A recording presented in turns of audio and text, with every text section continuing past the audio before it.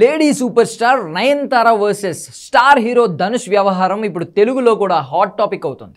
ఎప్పుడో 10 ఏళ్ల క్రితం రిలీజ్ అయిన ఒక సినిమా గురించి ఇప్పుడు ఈ ఇద్దరు రోడ్డెక్కడం టాలీవుడ్లో కూడా పెద్ద చర్చ అవుతుంది.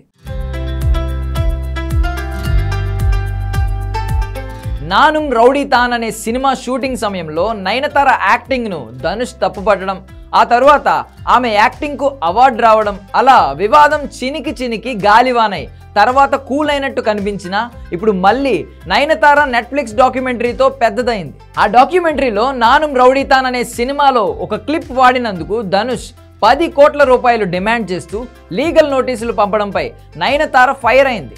దేవుడు చూస్తున్నాడు ధనుష్ అంటూ 4 పేజీల బహిరంగ లేఖ రాసింది. ఈ లేఖలో ఆమె తీవ్ర ఆరోపణలు చేయడమే కాకుండా ధనుష్ ఒక నీచుడు అంటూ ఆరోపించింది. సినిమా పరిశ్రమలో ఇలాంటి వ్యక్తులకు స్థానం లేదని, బహిరంగ వేదికలపై మాట్లాడే మాటలకు చేసే పనులకు సంబంధమే లేదని నయన్ ఆ లేఖలో ఫైర్ అయింది. ఆమె లేఖ విడుదల చేసిన తరువాత ఆమెది ఏం తప్పు లేదని కొందరు కమెంట్ చేశారు. కానీ ఇప్పుడు మాత్రం అనూహ్యంగా ధనుష్కు సపోర్ట్ వస్తుంది. సోషల్ మీడియాలో ధనుష్ తప్పేం లేదంటూ మన తెలుగులో కూడా కమెంట్స్ చేయడం మొదలుపెట్టారు. నయనతార పెళ్లి వీడియోను 25 కోట్లకు నెట్ఫ్లిక్స్కు అమ్ముకున్నప్పుడు ధనుష్ తన సినిమాలోని ఒక క్లిప్కు 10 కోట్లు డిమాండ్ చేయడంలో తప్పేముందని నిలదీస్తున్నారు.